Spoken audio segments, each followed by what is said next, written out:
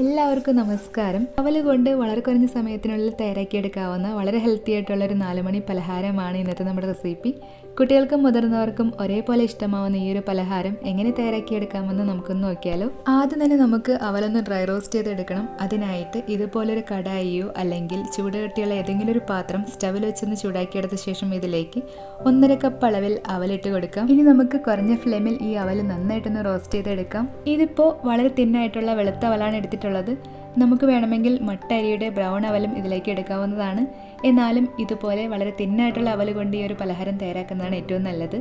നമ്മൾ ഈ അവല് കയ്യിലെടുത്തൊന്ന് പൊടിച്ച് നോക്കുമ്പോൾ ഇതുപോലെ പെട്ടെന്ന് തന്നെ പൊടിഞ്ഞു കിട്ടുന്ന ഈ ഒരു പാകം വരെ നമുക്കിതൊന്ന് റോസ്റ്റ് ചെയ്തെടുക്കണം. അങ്ങനെ ഏകദേശം ഒരു 4 മിനിറ്റ് കൊണ്ട് നമ്മുടെ അവലെല്ലാം നന്നായിട്ടൊന്ന് റോസ്റ്റായി കിട്ടിയിട്ടുണ്ട്.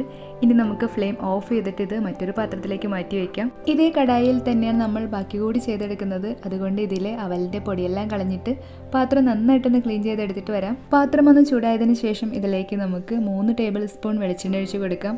വെളിച്ചെണ്ണയ്ക്ക് പകരമായിട്ട് മറ്റേതെങ്കിലും വെജിറ്റബിൾ ഓയിൽ ഉപയോഗിക്കാവുന്നതാണ്. എന്നാലും വെളിച്ചെണ്ണ തന്നെയായിരിക്കും കൂടുതൽ ടേസ്റ്റ്.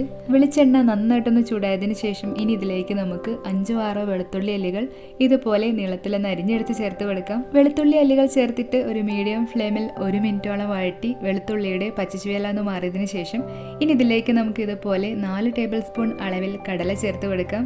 ഇതിപ്പോൾ വറുത്ത നിലക്കടലയാണ് എടുത്തിട്ടുള്ളത്. വറുത്തതോ വറുക്കാത്തതോ ഏത് വേണമെങ്കിലും എടുക്കാവുന്നതാണ്.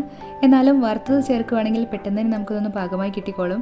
നിലക്കടല ചേർത്തിട്ട് ഒരു മീഡിയം ഫ്ലെയിമിൽ 3 മിനിറ്റോളം ഇതുപോലെ ഇളക്കി ഈ കടല നമുക്കൊന്ന് വറുത്തെടുക്കാം. ഇതൊന്ന് പാകമായി കിട്ടിക്കഴിഞ്ഞാൽ ഇനി ഇതിലേക്ക് നമുക്ക് ഇതുപോലെ 8-10 കാഷ്യൂ നട്ട്സ് കൂടി ചേർത്തിട്ടൊന്ന് റോസ്റ്റ് ചെയ്തെടുക്കാം. കാഷ്യൂ നട്ട്സ് എല്ലാം നമുക്ക് ഇഷ്ടമുണ്ടെങ്കിൽ മാത്രം ചേർത്താൽ മതി. ഇതുപോലെ മറ്റുള്ള ഡ്രൈ ഫ്രൂട്ട്സും നമുക്ക് ഇഷ്ടമുള്ള അളവിൽ ഈ സമയം ചേർത്ത് കൊടുക്കാവുന്നതാണ്. കാഷ്യൂ നട്ട്സ് എല്ലാം ഒന്ന് റോസ്റ്റായി കിട്ടിക്കഴിഞ്ഞാൽ ഇനി ഇതിലേക്ക് നമുക്ക് ഇതുപോലെ 3 ടേബിൾ സ്പൂൺ അളവിൽ പൊട്ടുകടല ചേർത്ത് കൊടുക്കാം. പൊട്ടുകടലയെല്ലാം നമുക്ക് ഇഷ്ടമുണ്ടെങ്കിൽ മാത്രം ചേർത്താൽ മതി. കൂടുതൽ അളവിൽ ചേർക്കാൻ ഇഷ്ടമുള്ളവർക്ക് കൂടുതൽ ചേർക്കാവുന്നതാണ്. പൊട്ടുകടല ചേർത്തിട്ട് ഒരു മീഡിയം ഫ്ലെയിമിൽ തന്നെ 2-3 മിനിറ്റ് പൊട്ടുകടലയൊന്ന് റോസ്റ്റായി കിട്ടും വരെ ഇതുപോലെ ഇളക്കി വറുത്തെടുക്കാം. പൊട്ടുകടല കൂടി ഒന്ന് റോസ്റ്റായി കിട്ടിക്കഴിഞ്ഞാൽ ഇനി നമുക്ക് ഫ്ലെയിം നന്നായിട്ടൊന്ന് കുറച്ച് വെച്ച ശേഷം ഇതിലേക്ക് കുറച്ച് മസാലപ്പൊടികൾ ചേർത്ത് കൊടുക്കാം. ആദ്യം തന്നെ 1/2 ടീസ്പൂൺ എരിവുള്ള മുളക് പൊടിയാണ് ചേർക്കുന്നത്. അധികം എരിവ് വേണ്ടാത്തവർക്കും കുട്ടികൾക്കൊക്കെ ആണെങ്കിൽ 1/4 ടീസ്പൂൺ മുളക് പൊടി ചേർത്താൽ മതിയാവും. ഇനി ഇതിലേക്ക് നമുക്ക് 1/4 ടീസ്പൂൺ മഞ്ഞൾപ്പൊടി ചേർത്ത് കൊടുക്കാം. ഒപ്പം തന്നെ 1/4 ടീസ്പൂൺ കായത്തിൻ്റെ പൊടി കൂടി ചേർക്കുന്നുണ്ട്. മസാലപ്പൊടികൾ ചേർത്തിട്ട് കരിഞ്ഞു പോവാതെ പ്രത്യേകം ശ്രദ്ധിച്ച് ഏറ്റവും കുറഞ്ഞ ഫ്ലെയിമിൽ നന്നായിട്ടൊന്ന് ഇളക്കി യോജിപ്പിച്ചെടുക്കാം. മസാലപ്പൊടികൾ ഒന്ന് ഇളക്കി യോജിപ്പിച്ചെടുത്ത് ഉടനെ തന്നെ നമുക്കിതിലേക്ക് ഇതുപോലെ കുറച്ചധികം കറിവേപ്പിലയും കൂടി ചേർത്ത് കൊടുക്കാം. കറിവേപ്പില ചേർത്തിട്ട് ഏറ്റവും കുറഞ്ഞ ഫ്ലെയിമിൽ തന്നെ ഒരു 15-20 സെക്കൻഡോളം കറിവേപ്പില ഈ എണ്ണയിലിട്ട് നമുക്കൊന്ന് വറുത്തെടുക്കാം. കറിവേപ്പില ഒന്ന് വറുത്തെടുത്ത ശേഷം ഉടനെ തന്നെ നമുക്കിതിലേക്ക് നമ്മൾ ആദ്യം റോസ്റ്റ് ചെയ്ത് വെച്ചിട്ടുള്ള അവൽ ചേർത്ത് കൊടുക്കാം. അവൽ ചേർത്തിട്ട് മസാലയിലേക്ക് നന്നായിട്ട് ഇളക്കി യോജിപ്പിച്ചെടുക്കാം. അവൽ കൂടുതൽ ഡ്രൈ ആയി പൊടിഞ്ഞു പോകാതിരിക്കാനും മസാലകൾ കരിഞ്ഞു പോകാതിരിക്കാനും വേണ്ടിയിട്ട് ഏറ്റവും കുറഞ്ഞ തീയിൽ വേണം ഇത് ഇളക്കി യോജിപ്പിച്ചെടുക്കാനായിട്ട്. മസാലയെല്ലാം അവലിലേക്ക് കൂടി നന്നായിട്ടൊന്ന് പിടിച്ചു കിട്ടും വരെ ഏറ്റവും കുറഞ്ഞ ഫ്ലെയിമിൽ 1-2 മിനിറ്റ് ഇതുപോലെ നന്നായിട്ടൊന്ന് ഇളക്കി യോജിപ്പിച്ചെടുക്കാം.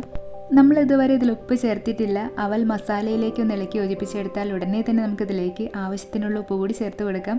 1/2 ടീസ്പൂൺ ഉപ്പാണ് ചേർക്കുന്നത്. ഉപ്പ് ചേർത്തിട്ട് നന്നായിട്ടൊന്ന് ഇളക്കി യോജിപ്പിച്ചെടുക്കാം. മസാലയെല്ലാം അവലിലേക്ക് നന്നായിട്ടൊന്ന് പിടിച്ചു കിട്ടിക്കഴിഞ്ഞാൽ ഇനി നമുക്ക് ഫ്ലെയിം ഓഫ് ചെയ്യാം. ഫ്ലെയിം ഓഫ് ചെയ്തതിന് ശേഷം ഒരു ടേസ്റ്റ് ബാലൻസിനായിട്ട് നമുക്കിതിലേക്ക് 1/2 ടീസ്പൂൺ പഞ്ചസാര കൂടി ചേർത്ത് ഇളക്കി യോജിപ്പിച്ചെടുക്കാം.